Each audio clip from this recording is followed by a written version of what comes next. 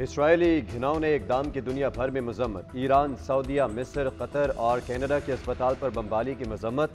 ईरानी supreme leader Ayatollah खामनाई ने खबरदार कर दिया, कहा इसराइली हमले जारी रहे तो मुज़ाहमती क़ुव्वतों को कोई रोक नहीं सकेगा। तुर्क सदर उर्दवान ने कहा पूरी दुनिया गजा में जुल्म रोकने के लिए एक्शन ले। कैनेडियन वज़ीर आज़म की भी इसराइली जहरीत की मजम्मत। कतर ने कहा कि इसराइल का अस्पताल पर हमला सूरत हाल को मजीद ख़राब करेगा। सऊदी अरब ने इसराइली हमले को घिनौना जुर्म करार दे दिया। स्कॉटलैंड के वज़ीर आज़म का फ़लस्तीनियों को पनाह फराहम करने का ऐलान। OIC का हंगामी इजलास आज सऊदी अरब में होगा। रूस और मुत्तहिदा अरब अमारात ने अक़वाम मुत्तहिदा की सलामती काउंसिल से हंगामी इजलास बुलाने का मुतालबा कर दिया।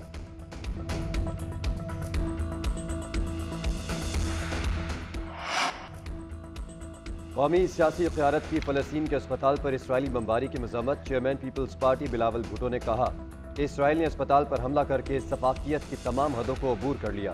ये पूरी इंसानियत के लिए शर्म का मकाम है।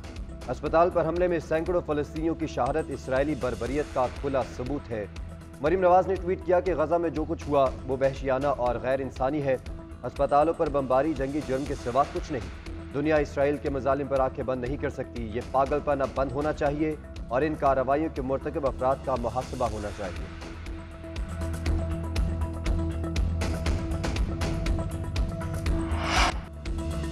पाक फौज की क़यादत का फ़लस्तीनी अवाम की मुकम्मल हिमायत का ऐलान। Army chief general Syed Asim Munir की ज़ेर सदारत 260वीं कोर कमांडर कॉन्फ्रेंस। इसराइल की जानिब से ताकत के इस्तेमाल पर मासूम फ़लस्तीनियों के जानी नुकसान पर तशवीश का इजहार। सिपा सालार ने वाज़ेह किया कि फ़लस्तीनी अवाम को पाकिस्तानी कौम की मुकम्मल सिफारती, अखलाकी और सियासी हिमायत हासिल है। मुसलमानों के मुक़द्दस मकामात पर गैर कानूनी कब्जे के खात्मे के लिए असूली मौक़िफ़ पर कायम रहेंगे।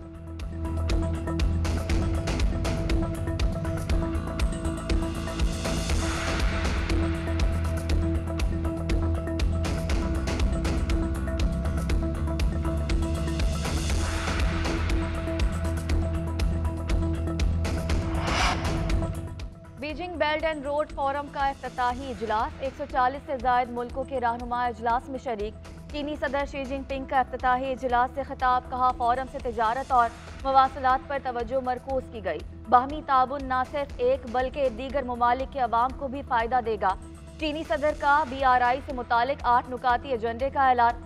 रूसी सदर तकरीब से खिताब करते हुए बोले कि फोरम के जरिए मुल्कों को आपस में जोड़ने के लिए इक़दाम किए गए। रूस और चीन पायदार तरक्की के हसूल के लिए काम कर रहे हैं।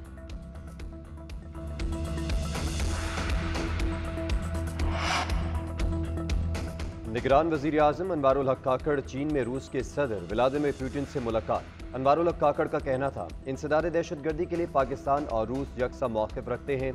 अफगानिस्तान में अमन इस्तेहकाम के लिए भी दो तरफ़ा ताउन अहमियत का हामिल है।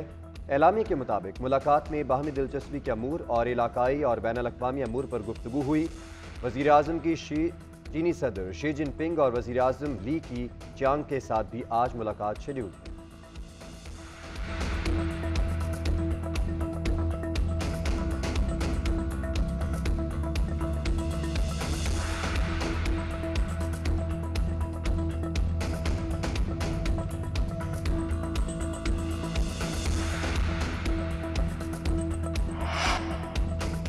चेयरमैन PTI ने फौज के खिलाफ टारगेटेड प्लान किया। साइफर केस में मरकजी गवाह साबिक प्रिंसिपल सेक्रेटरी आजम खयान का तहरीरी बयान सामने आ गया। लिखा, चेयरमैन PTI ने सियासी मकासद और अदम एतमाद से बचने के लिए प्लान बनाया। साइफर से मुतालिक स्पीकर ने रूलिंग चेयरमैन PTI की हिदायत पर दी। साबिक वज़ीर आज़म ने साइफर मामले पर इदारों के खिलाफ मौसर बयानिया बनाने को कहा। सेक्रेटरी खारजा असद मजीद का भी बयान सामने आ गया। लिखा, मेरे साइफर में धमकी और साजिश का लफ्ज़ मौजूद नहीं था। मैंने डोलंडू को 7 मार्च को दोहराने पर मदऊ किया। ये रूटीन की मुलाकात थी और कोई खास मकसद नहीं था। उधर FIA ने साइफर केस तहकीकात में चेयरमैन PTI और शाह महमूद कुरैशी को कसूरवार करार दे दिया।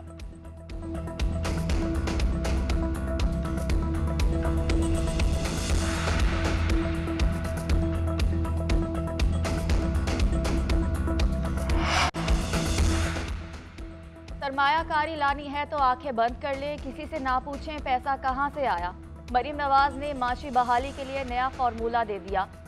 FPCCI के सेशन से खिताब में कहा, चार्टर ऑफ पाकिस्तान होना चाहिए। कोई भी हुकूमत आए पॉलिसीज तब्दील नहीं होनी चाहिए। FBR लोगों की काबिलियत की हौसला शिकनी करता है। नैब की वजह से ताजिर बरादरी खौफ का शिकार रहती है।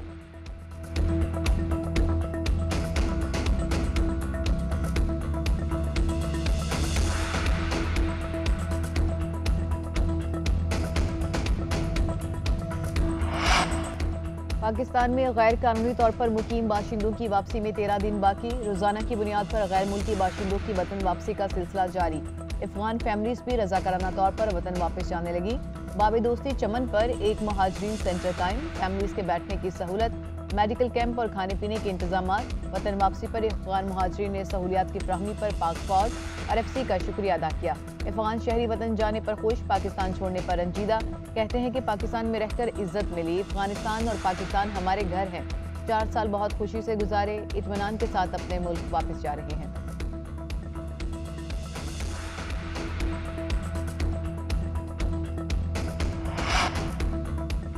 सानेहा कारसाज कराची को 16 बरस बीत गए, जख्म आज भी ना भरे। 18 अक्टूबर 2007 को साबिक वजीर आजम बेनज़ीर भुट्टो की वतन वापसी पर 2 धमाके हुए। 165 से ज़ायद अफराद जहाँ बहक और 600 से ज़ायद जख्मी हो गए थे। साबिक सदर आसिफ अली जरदारी का पैगाम में कहना है, सानेहा कारसाज के शहदा की कुर्बानी, बहादुरी और वफादारी की तारीख है। पाकिस्तान को मुकम्मल फलाही रियासत बनाने तक जमहूरियत के शहदा के खून के मकरूज रहेंगे। वर्ल्ड कप में एक और बड़ा अपसेट, नीदरलैंड्स के हाथों जनूबी अफ्रीका को 38 रन से शिकस्त। जनूबी अफ्रीका का कोई भी बल्लेबाज बड़ा स्कोर करने में नाकाम। नीदरलैंड्स ने पहले खेलते हुए मुकर्ररा 43 ओवर्स में 8 विकेटों पर 245 रन बनाए। बारिश के बायस मैच 43 ओवर्स तक महदूद किया गया। आर्यन दत्त की धुआंधार इनिंग्स 9 गेंदों पर 23 रन बनाकर नॉट आउट रहे। वर्ल्ड कप के 16वें मैच में आज न्यूजीलैंड और अफगानिस्तान का मुकाबला होगा।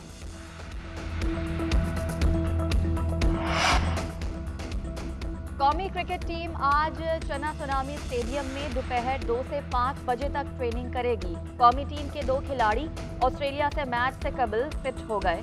ओपनर फखर जमा और स्पिनर उसामा मीर के अगला मैच खेलने का इम्कान है। फखर जमा घुटने के दर्द और उसामा मीर बुखार में मुब्तला थे। कौमी टीम का अगला मैच बेंगलोर में ऑस्ट्रेलिया के साथ 20 अक्टूबर को शेड्यूल है।